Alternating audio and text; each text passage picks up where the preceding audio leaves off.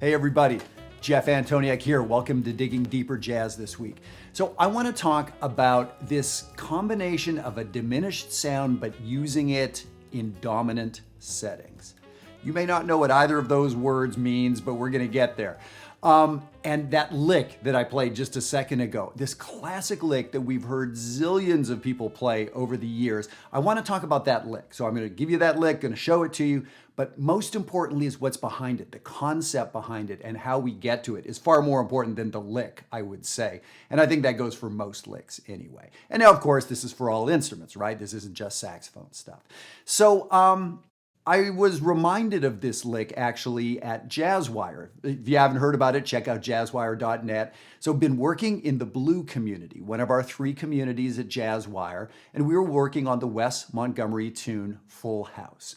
And we were talking about how to play over this vamp of just a minor chord going to a dominant chord, F minor 7 going to B flat dominant 7, and brainstorming ideas inside the community, which is the cool thing about Jazzwire. It's not just me preaching what I feel like preaching about, like these videos. It's a community having a conversation and deciding, what we're going to do, and hey, what about this, or what happens if I do that? So somebody brought up this lick. It was actually a fantastic trumpet player, Tobias. Thank you very much for getting us rolling on this idea. And now, so he brought up this this lick, and it was exactly what I have on the sheet here. And let me play it for you.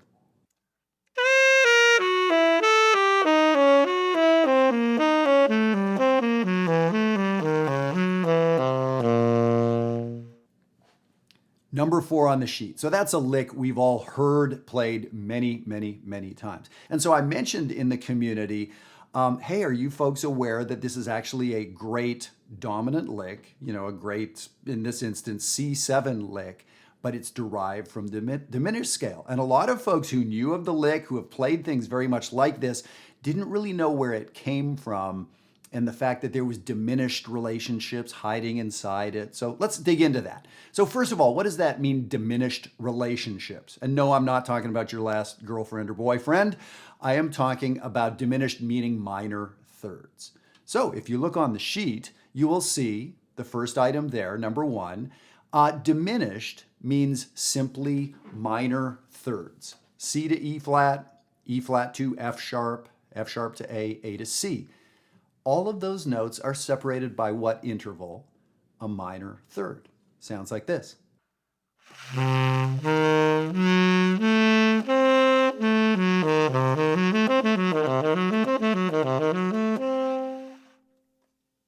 Okay, so what I pointed out, and now, so here's the part where I could do another like 45 minutes of background, which nobody wants, or you guys could agree that I know what I'm talking about. How about this? This will make it simpler for the rest of the videos. Let's just agree Jeff knows a lot, possibly everything, but let's just go with a lot, okay? And by the way, my wife and kid love it when I say that kind of stuff because they do not agree. So let's go on this point of departure that C diminished chord actually fits kind of nicely inside a C dominant chord. So I wrote in example number 1, a C7 sharp 9 chord, a sort of altered chord.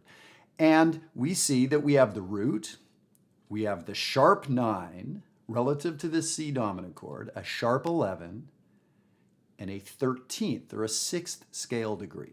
So not a ton of chord tones, but actually a ton of very nice tension notes or upper extensions or notes that have a little flavor in them. And that is why we would use a diminished sound in the first place, because we're trying to extend the sound.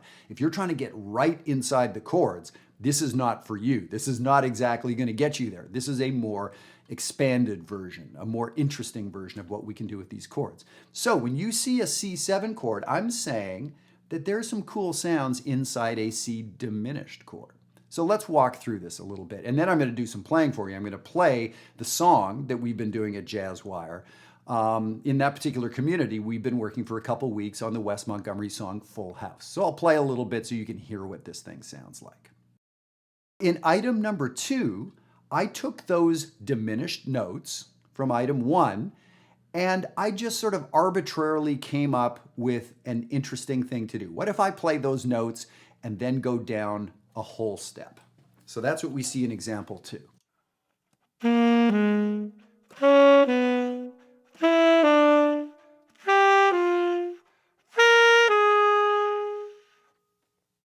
That's actually a pretty nice sound. So the top note of every 2-note grouping, I put a little V above. That's not an articulation, it's not a violin bowing or anything like that. What that is supposed to do is point out to you, hey, here are these diminished notes that we started talking about. Cool. So now those notes that I went down to a whole step below, let's look at just those notes. So I went down to a B flat.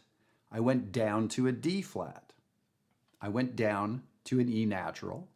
I went down to a G. And then at the top, I went down to a B flat again. So I'm looking at just the bottom notes in item number 2. Those bottom notes are pretty cool because we see actually a lot of chord tones from our C7. The B flat that I go down to is a flat 7, right? The D flat I go down to is a flat 9. So cool classic extension that we would use, one of the first ones we would learn. I go down to the 3rd, the E natural. I go down to the 5th. So it's very interesting. The top notes are these nice sort of challenging extensions, perhaps sharp 9s and sharp 11s. And the notes that I go down to each time are actually chord tones. So it's a very nice combination of notes that gives us a nice C7 kind of tonality.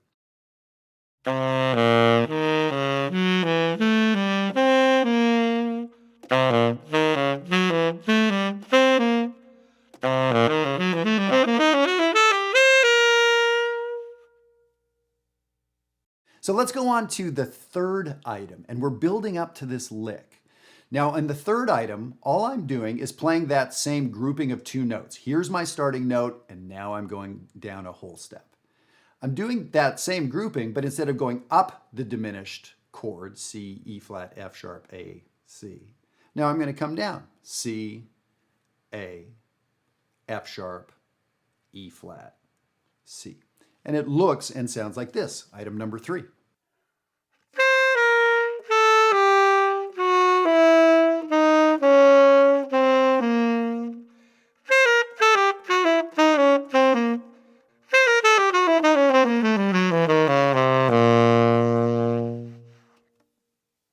It's another great sound, and it actually gives you a scale. When we mush all those notes together, you actually end up playing the half-whole diminished scale. So I've done other videos, I think 2 at least, other videos on this intersection of diminished and dominant. There are so many ways to look at it. So this is yet a different way to look at it. And in this video, we're sort of building up, or rather starting with that cool lick that we're going to get to right away. And I sort of dismantled it, and now we're going to end up at that lick. So there's so many ways to think about dominant and diminished being related to each other. So now look at number 4, and you'll see that instead of coming down the diminished chord tones, C down to A, down to F sharp, down to E flat, again, the notes from item number 1. Instead of walking down the chord, now I sort of stair step down the chord. In other words, I play C and then I play F sharp. Then I go up to A and down to E flat and up to F sharp. So that's what we're doing here. And here's what we get when we do that.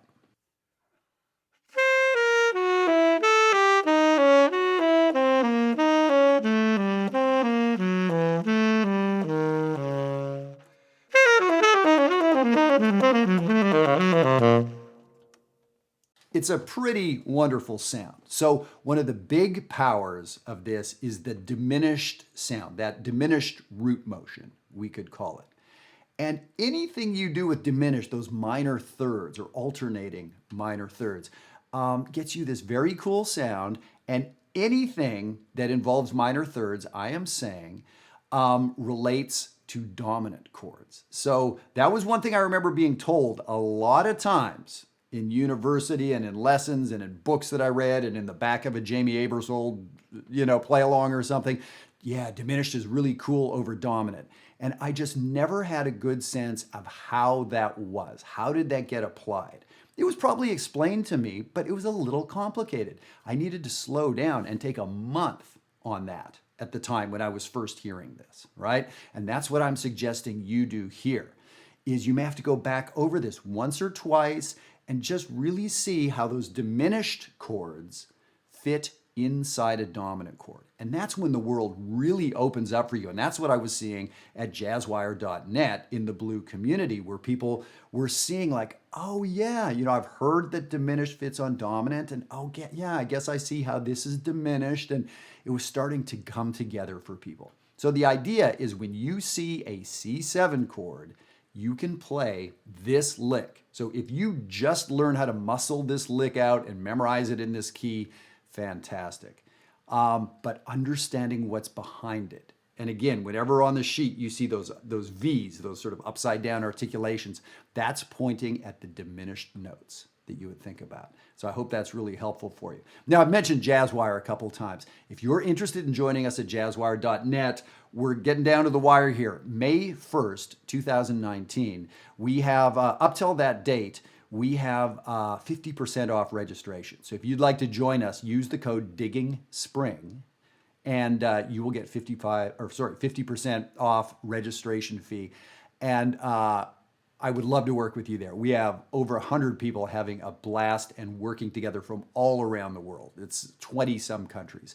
So I hope we'll see you there. So now let me do this. Let me play a little bit over the A section of Full House. I'll put the lead sheet up for you, and you can see it's really just an F minor going to a B flat dominant 7. So it's this material, but in the key of B flat. And you can see what it sounds like. And one thing I'll say is this doesn't fit as perfectly over the minor chord, but it still kind of works. So now if I were playing a song like Caravan, or a song like Bolivia, or many songs that have a bunch of one dominant chord, this is perfect for those sort of places. Now here we have this minor chord that keeps coming back. The interesting thing, it crunches over the minor chord a little bit, but to my ear, it crunches in sort of a cool way. And it always makes sense as we get to the dominant chord. So that's really a second embedded lesson right here, is you can actually use this diminished sound over a dominant chord over a minor chord. So this gets to be incredibly rich and incredibly useful, but it really does take some time to sort of get your ear and your brain caught up with it. That's what I'd love to help you with. So let me play a little bit here for you.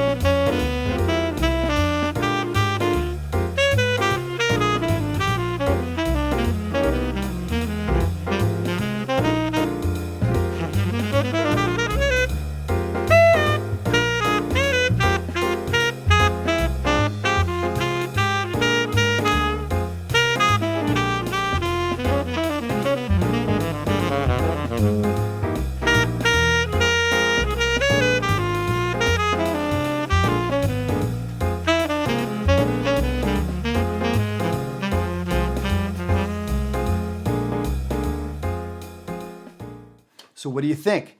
When I first started playing, I was playing some of the more consonant notes.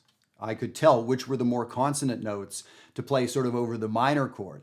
And so I just played this very slowly to begin with. I play these two notes, and then I play these two notes, and then I play these two notes. So I played them slower. Perhaps we could say it sounded more melodic, or maybe we could say it sounded more motivic, or both.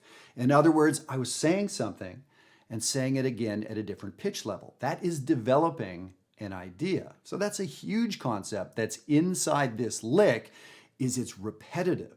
There's motivic development. So that is so cool, right? And so I played it in a slow way. I then played it in a faster way. I played it in a descending way. I played it in an ascending way. I played it in a more sort of random way. I played these two notes and then these two notes and then these two notes and then these two notes, always from these 4 groups of notes, but I wasn't playing them in a particular pattern. But just the fact that this 2-note cluster or group, this 2-note cluster, it still sounded very motivic. And now the disclaimer is that wasn't a good solo. I mean, I was, using way too much of one sound.